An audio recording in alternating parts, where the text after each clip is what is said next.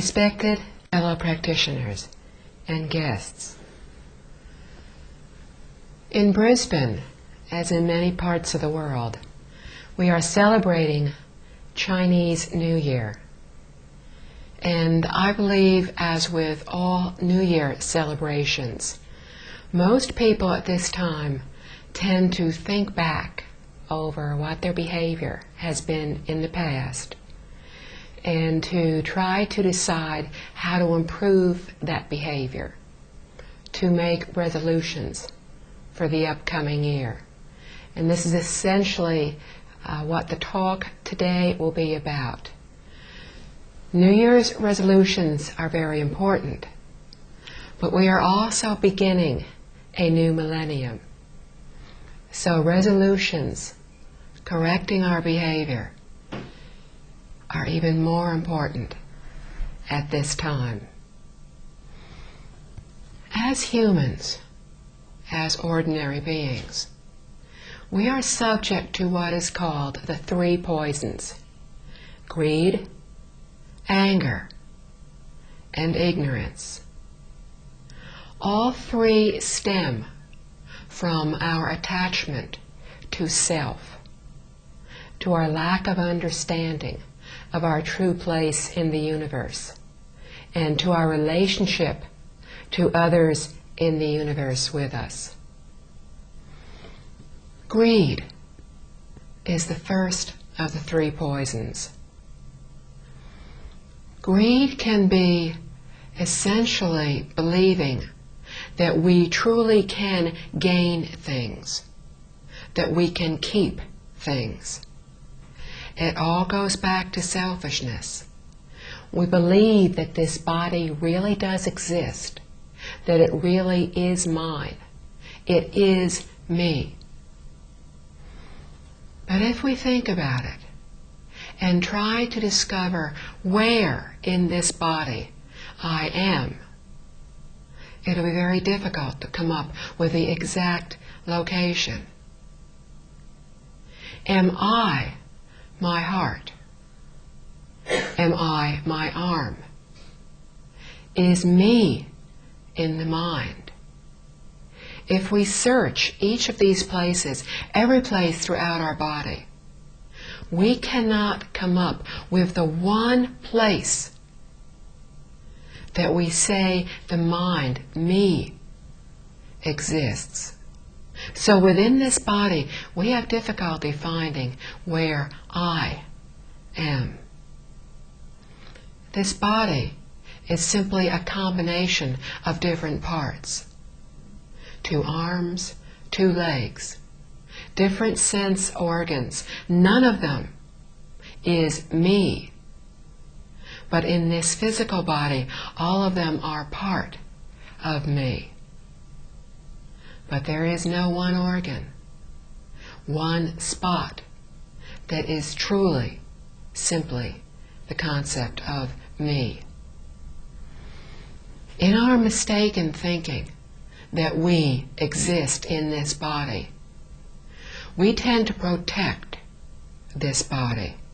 We think of things that we possess as truly belonging to us.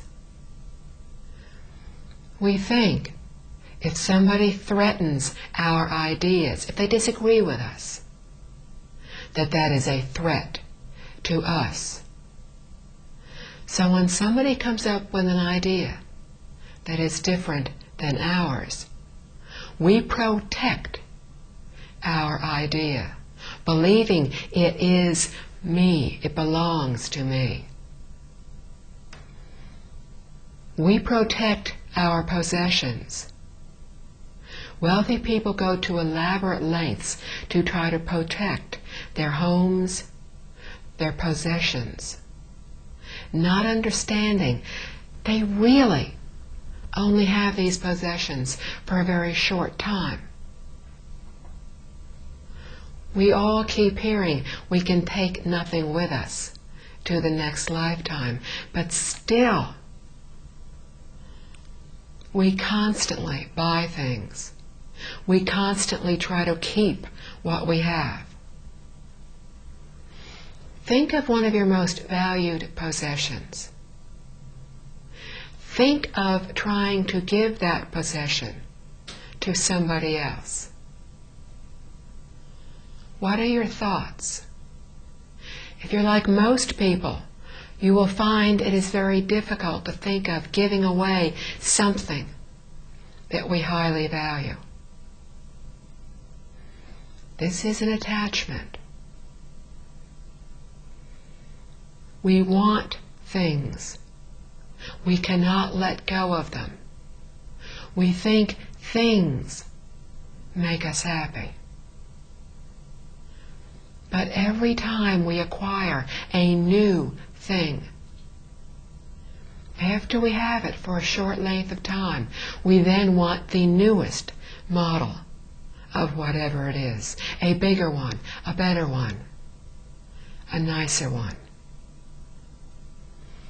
This is our human nature. Even children who are given toys, that they were in the store, they saw the toy, they wanted it, they yelled, they cried. Finally their mother gave in and bought the toy for them. The child went home with the toy, sometimes in a matter of hours. They've lost interest. If you took them back to the store again, they would want another toy. We do the same thing.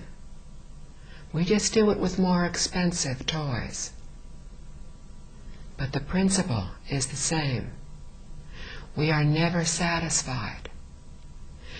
When we are trying to find satisfaction in possessions,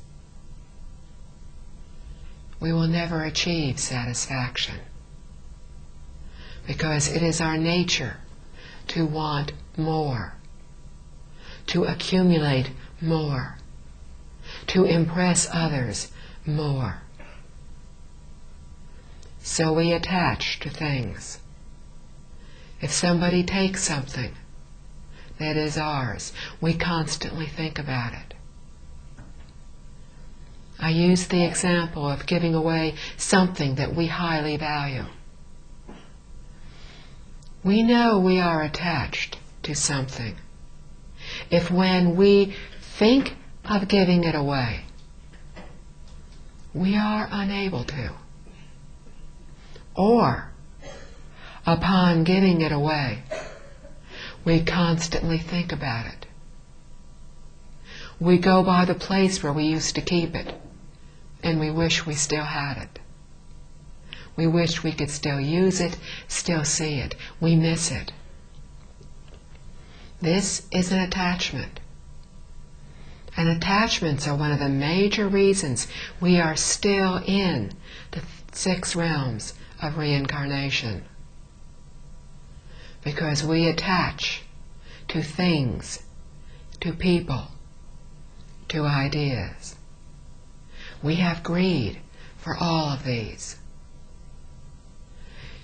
In our greed to possess, we even wish to possess other people. We want others to respect us. We want others to love us.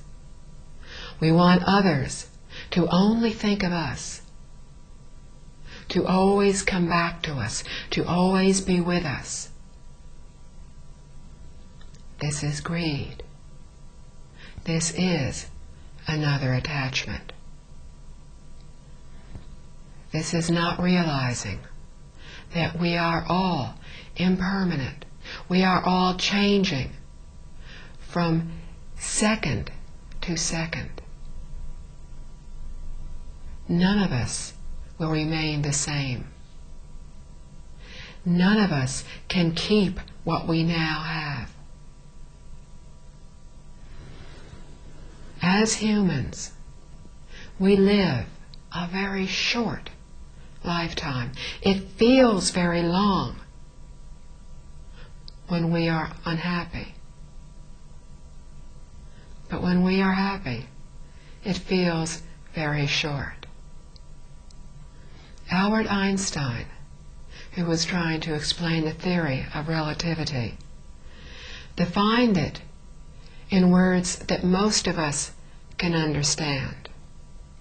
Relativity is when you put your hand on a hot stove for 5 minutes. It feels like eternity. But if you are a man, relativity is sitting next to a pretty woman for 5 minutes and feeling that it is an instant. Everything is relative. We keep nothing with us. It is all changing. We can keep something now. Somebody can be with us in this moment, but they may not always be with us. Again, we are attached to people. We want them to remain with us. When they die, we continue to miss them. We continue to think of them. We feel the very strong affinity with them. We cannot keep people with us. When we are born in our next lifetime, we will feel equally strongly about other people. And we will be born into our next lifetime within reincarnation if we do not realize how deep, how harmful our attachments are. Our attachments to people are another reason why we come back to this world.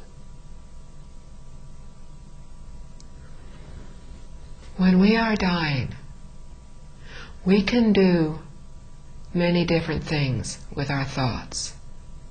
What most people do, what most people think of as they are dying, is what has happened in their lifetime and what will happen in the future. On the subject of greed, greed often comes up in our dying moments. We have been speaking to a group of practitioners in Singapore, and every other week would go back to speak to this small group. The first time we went, we learned of a woman who was very ill. She would be in the hospital, then she would be dismissed from the hospital and return to her home. Most of the people within this group were friends and knew this woman. They were trying to get her to practice, to chant the Buddha's name, to take the 3 refuges of the Buddha, the Dharma, and the Sangha. Whenever the friends got together with this one friend in the hospital, they would talk about possessions. They all liked buying jewelry. The woman in the hospital, who was very sick, would borrow money from people. They would all be shopping, and she would say, "I forgot my money. Can I borrow some from you so I can buy this?"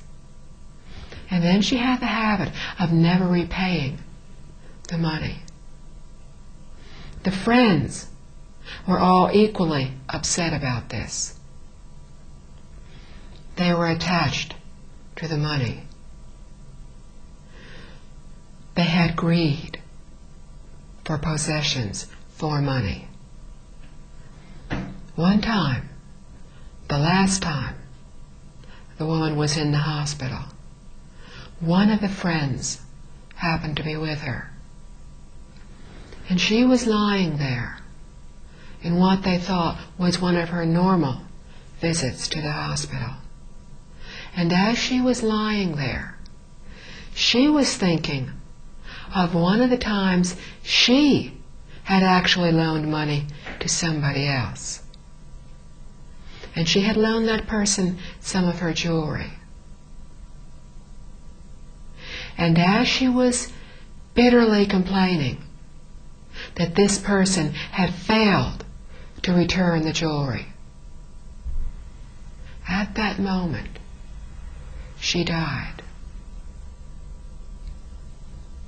The friend who was with her said within 30 minutes, the woman who had died had turned a very dark gray. If we are very angry as we are dying, that anger will lead us down into the hell realms. The appearance of this woman right after she died was very bad. It would seem to indicate that she had been born into the hell realms. Her face looked very angry, very upset. It was contorted with her anger. And that is how she died. She died this way because of greed. She was not thinking of the kindness of the friend who had come to visit her, of the kindness of all the friends who kept coming to visit her, who kept wanting her to chant the Buddha's name, wanted to help her, wanted her to take refuge in the Triple Jewels, wanted to help her find a better life. She wasn't thinking of any of that. She wasn't thinking of the nurses and doctors who were trying to help her. She was thinking of her jewelry. She was thinking of anger. And more than likely, she was born into the hell realms. But her greed also could have led her to the hungry ghost realm. The hungry ghost realm is a realm where beings have insatiable desires. They are constantly hungry, constantly thirsty. Their stomachs are immense, but their throats are so tiny. No food, no water, no liquid can pass through. They are unable to quench their desires. Beings there are led there because of their greed.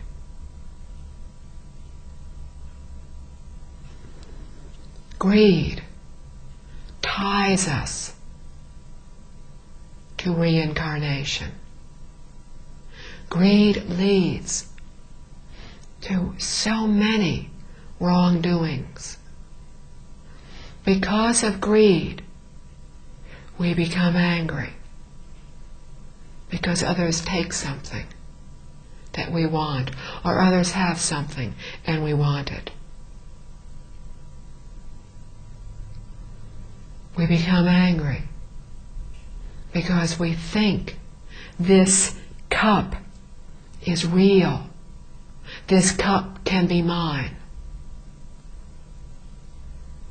And when someone takes it, even when we give it to someone, more than likely, we keep thinking about it. The Buddha told us that greed is one of our most severe problems. But out of his great compassion, he taught us a way to counteract our greed. It is the first of the 6 paramitas that bodhisattvas practice. To counteract our greed, we can practice giving. Again, think of one of those most valued possessions. Think about trying to give it away. Think about whether you would miss it, whether you would want it back. If we truly give something to others, we give it without thinking. They need it. We give it to them.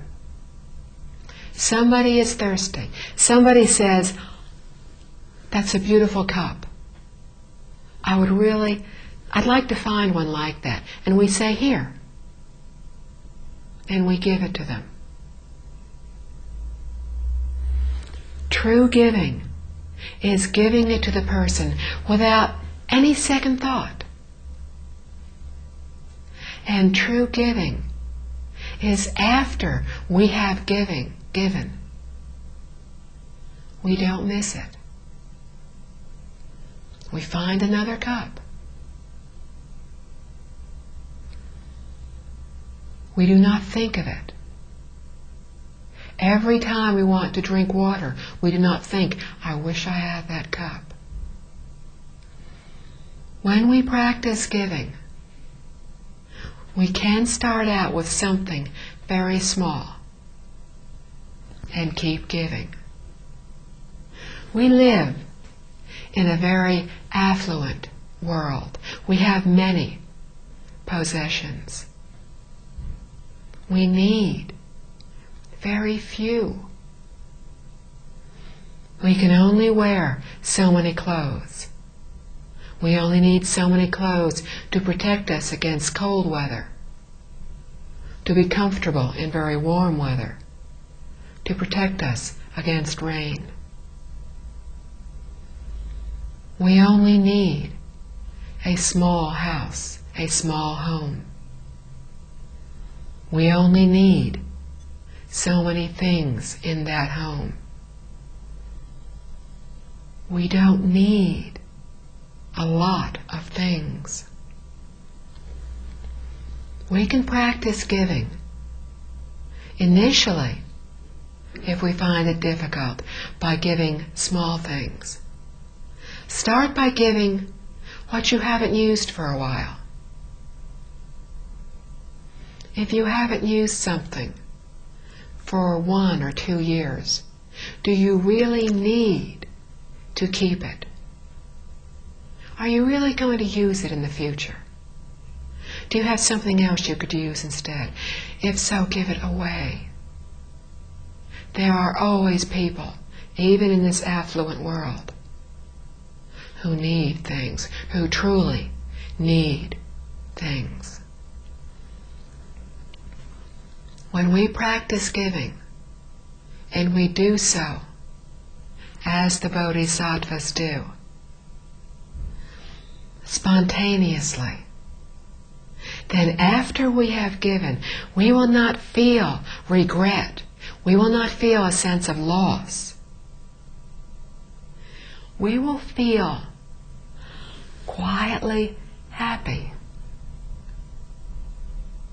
because we have helped another person. We did not need it, and we have helped someone else. Next, practice giving things that you do want. Maybe something you have had for many years, something you use every day, many times during the day.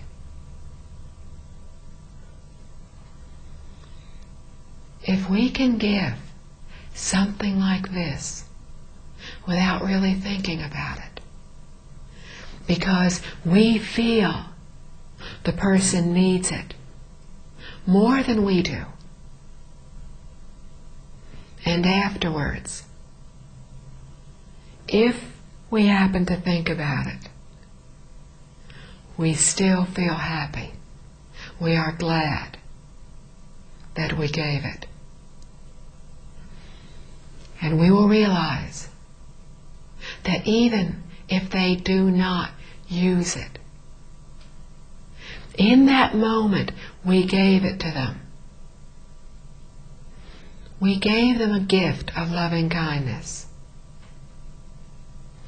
And even if they only needed it in that one brief moment, and if they only used it for the short time you were with them. And then if they never used it again, we can still be happy, knowing that we are beginning to sever our attachments, and that we are one tiny, tiny step closer to severing all our attachments, all the things that tie us to reincarnation. And we are one tiny step closer to awakening, to thinking as bodhisattvas and Buddhas think.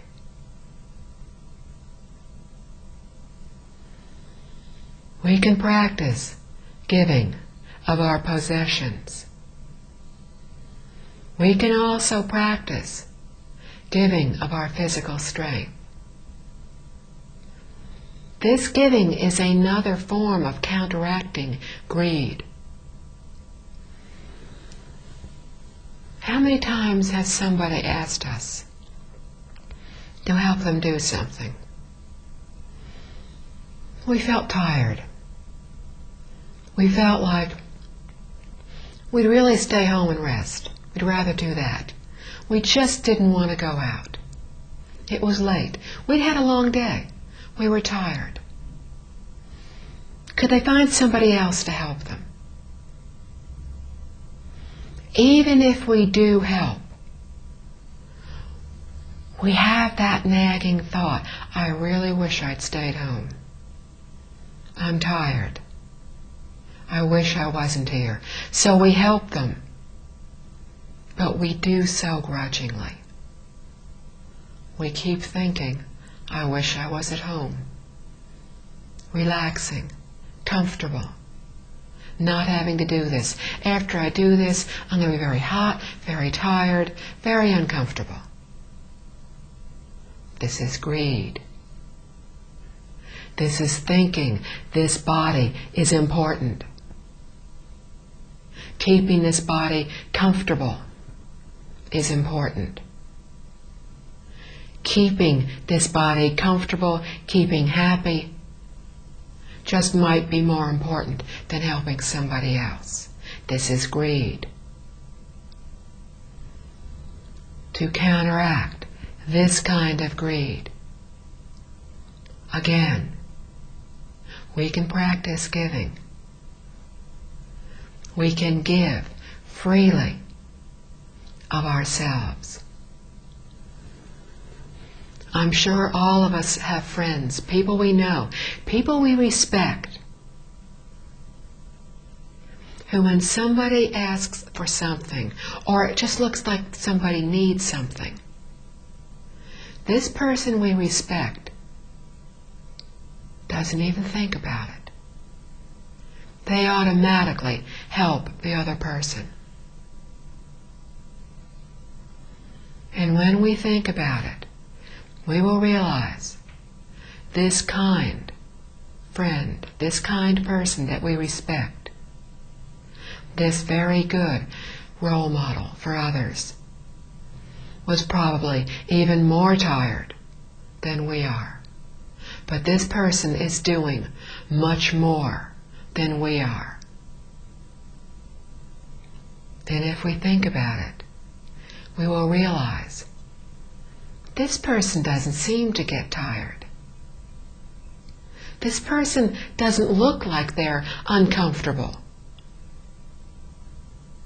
They don't look like they were wishing that they were home with their feet up in a comfortable chair, relaxing. They look happy doing what they're doing, happy helping others. This is truly helping others. We will be overcoming our greed when we too can help others spontaneously. When not only do we help people who say, "Can you help me?" But more importantly, when we don't even wait to be asked, when we just do so.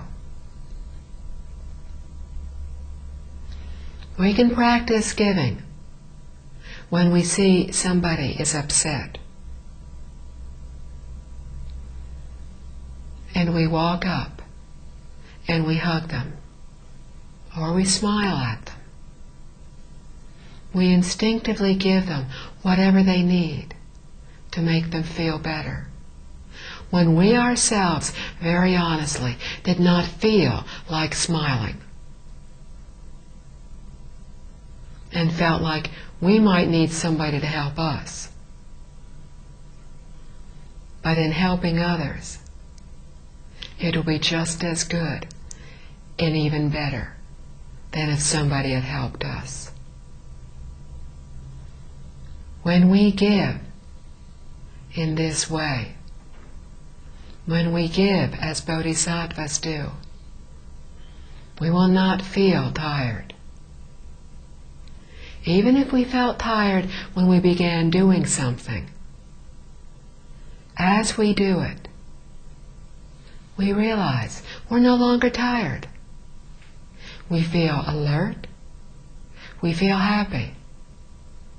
We feel calm. We're not worried about all those things we were an hour ago. We're concentrating on helping others. We don't have a lot of wandering thoughts. We're not getting upset. We're not having all the negative feelings that seem to be constantly bombarding us. We have all the good feelings.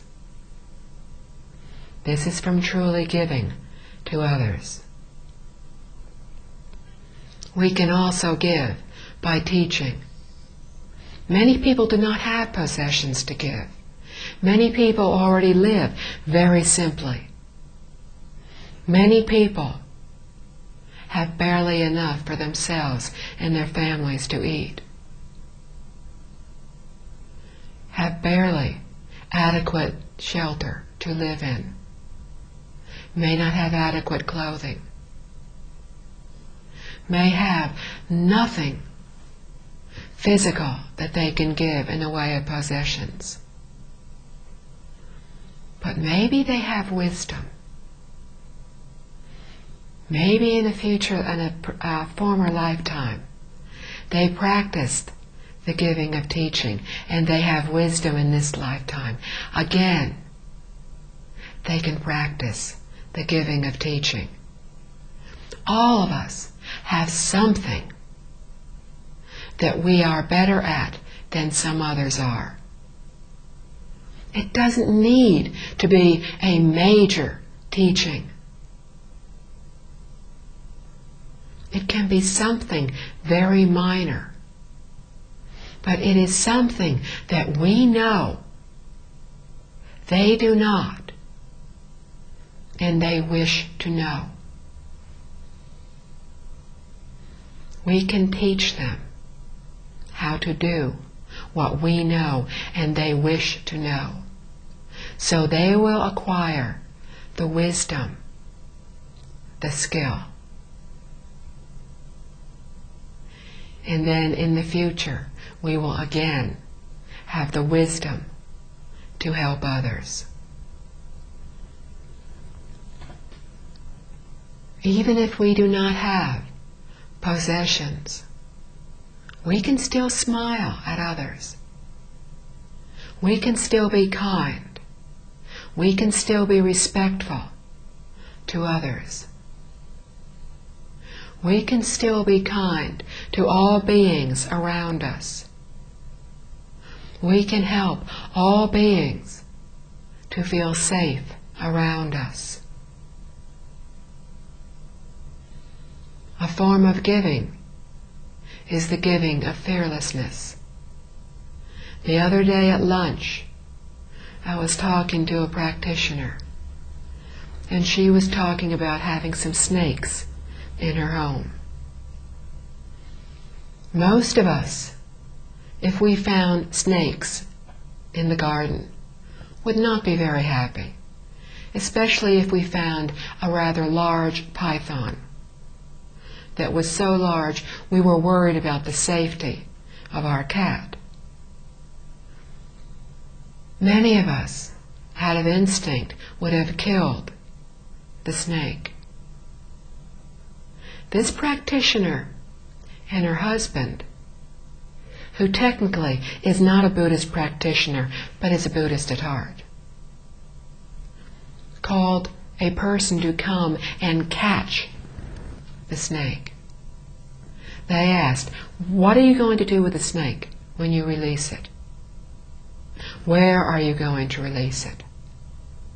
And he told them that he was going to take it far from where people were and release it back into a natural habitat.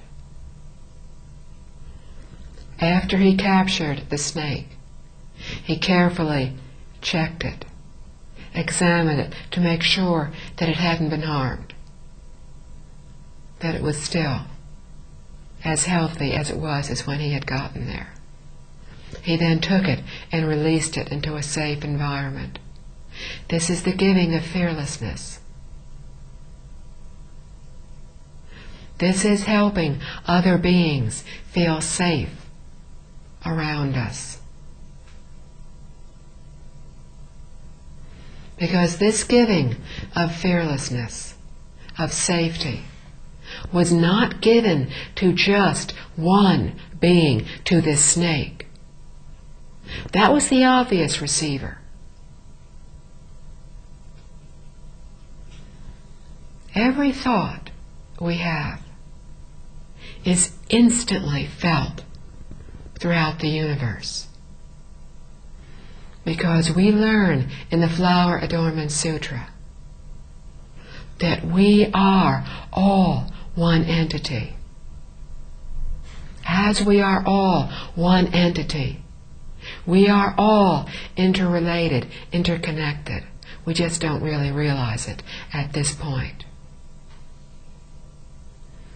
But every thought we have is instantly felt throughout the universe.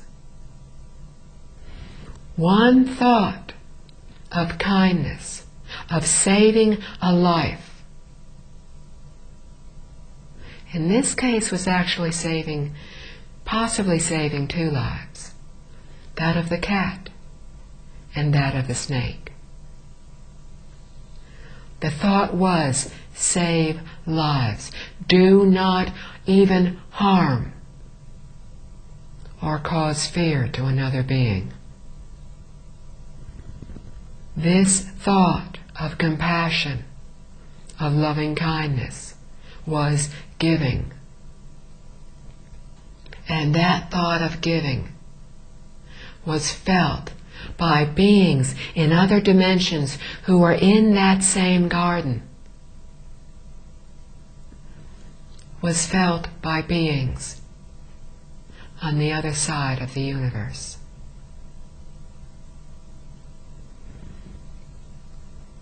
Many of us in this instant, out of greed, out of thinking, my cat is mine, this garden is mine, would have attacked the snake.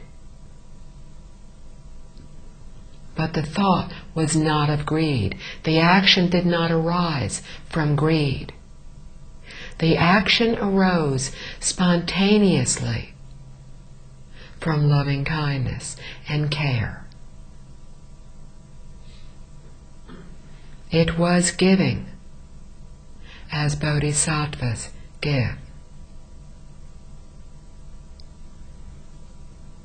When we give this way, gradually, we will find ourselves feeling good after we have done that. And even though we should not attach to our emotions, good or bad, we are still very much ordinary beings. And in the initial stages of giving, we will feel gladness and joy after we have truly given. in time, after we have practiced our giving more and more, after we find ourselves able to give away our most valued possessions, after we have found ourselves looking at what we have always valued, maybe we have had it most of our lifetime, but we look at that possession and we think, who would like this? And we give it to that person.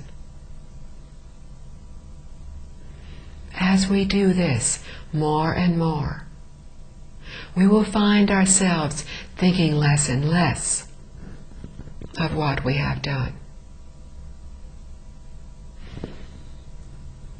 The Buddha's teachings are unbelievably profound, unbelievably simple.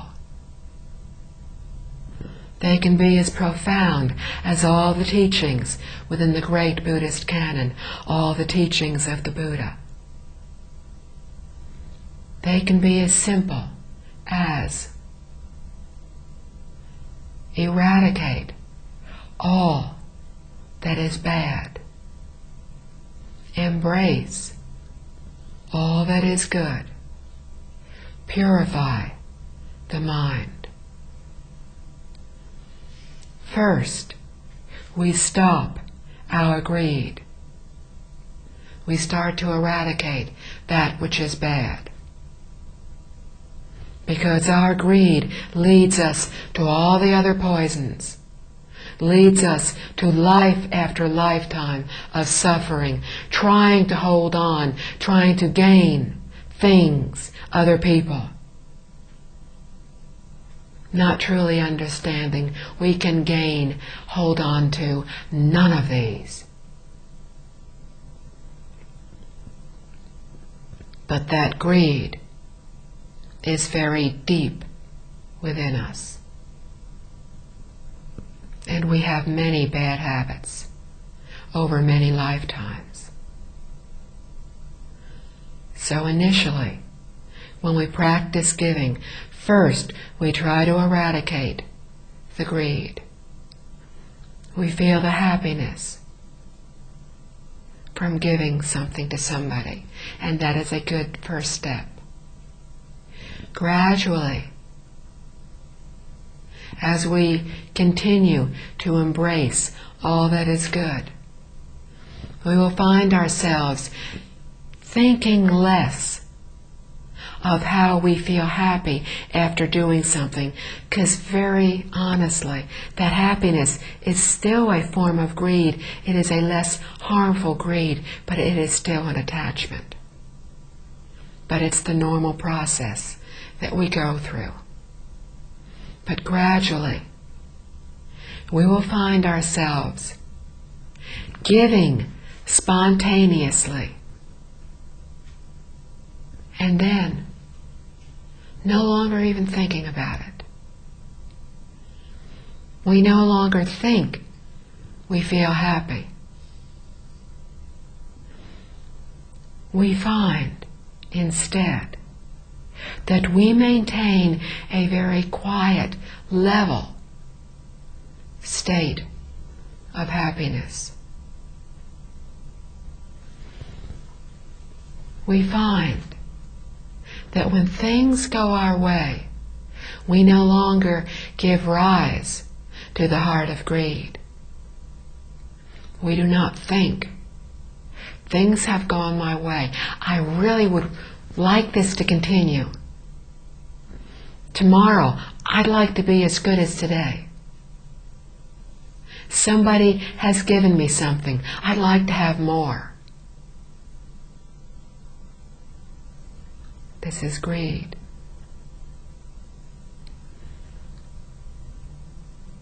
I have said that anger comes from greed. Anger is another reaction of greed. If we are greedy and things do not go our way, then we can give rise to the heart of anger. We did not get what we wanted. We. Again, we is in the thought. We did not gain what we wanted. Because of this greed, we get angry. Why did you not do what I wanted?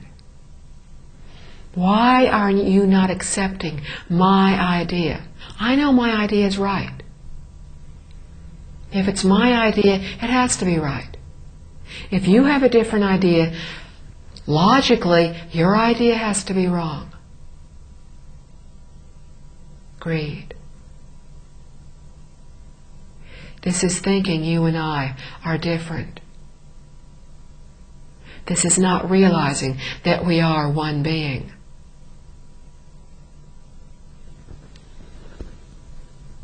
When we encounter situations that are favorable, try not to give rise to the heart of greed. Try to be quietly happy, unattached with what is happening. But much more often, things will not go the way we want.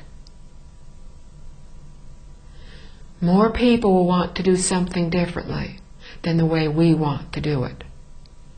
So we will have to go along with their way. This is when we need to not give rise to that heart of anger. To not be attached to our way of doing things. If what they are doing is proper, is good, go along with it. There is no point in getting angry.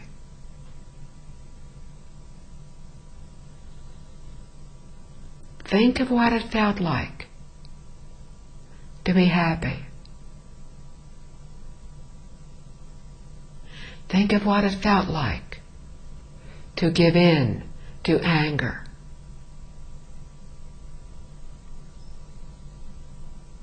Which felt better? We all know the first one felt better.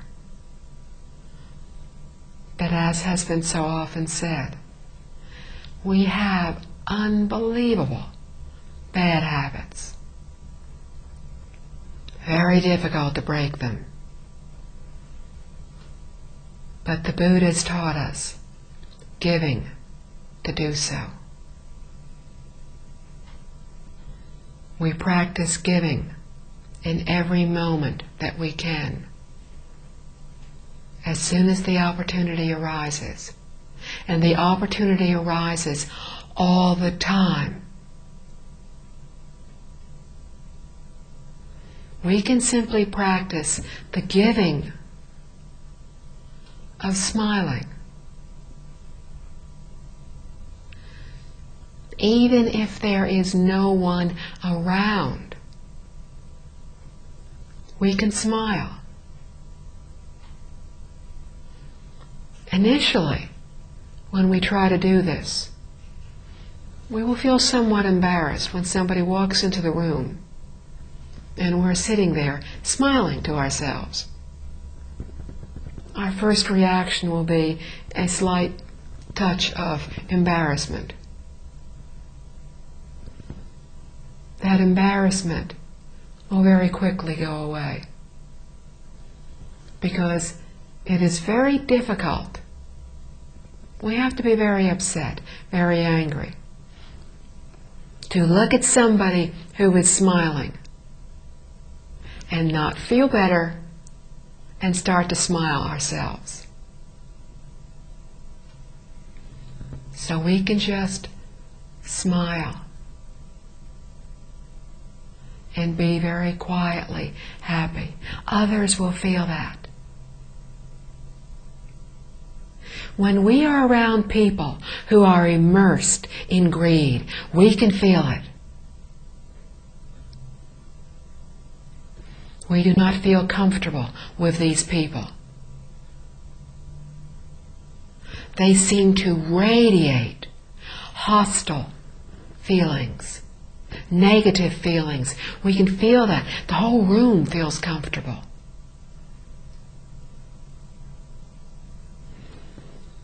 When we are with somebody who practices giving, we can feel that. And we feel happy just being in the same room with them. We can feel the vibrations from their thoughts. There are other beings in this room. We cannot see them. Some of them can see us. Even when we are alone in a room where we think we are by ourselves, we are never alone. There are always other beings with us. There are always other beings who can sense our thoughts if they do not know our thoughts. When we are quietly giving a sense of joy,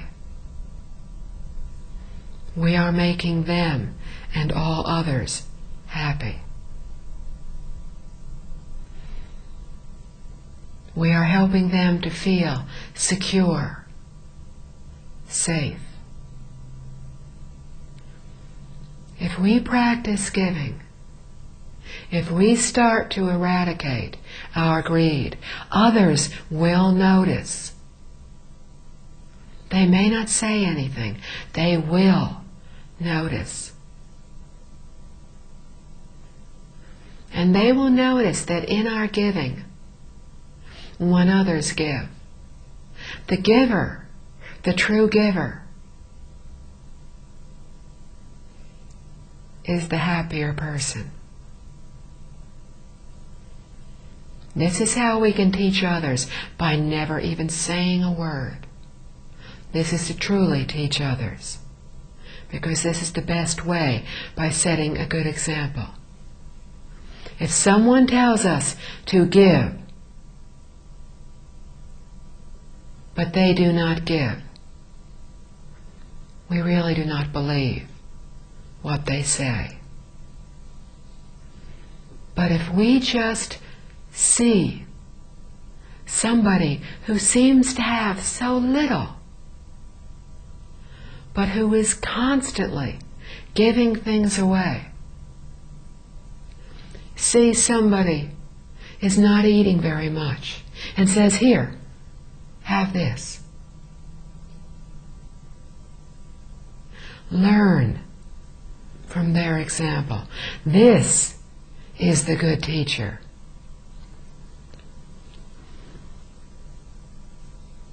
Greed is very ugly. It leads to many, many negative emotions. It leads us to being born in the lower realms. It keeps us mired in the suffering of reincarnation. We protect ourselves, our possessions, our ideas, our knowledge, because we think our wisdom, our knowledge, our ideas, our possessions are real. But our ideas, possessions, body is not real. Giving is real. Giving is the practice of a bodhisattva. Bodhisattvas practice giving to eradicate all their greed. They give everything. They give their lives. And they feel no attachment to having done so.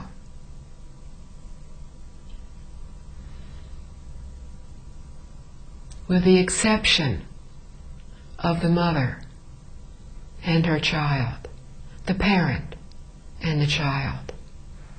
Very few of us are able to give our lives for another.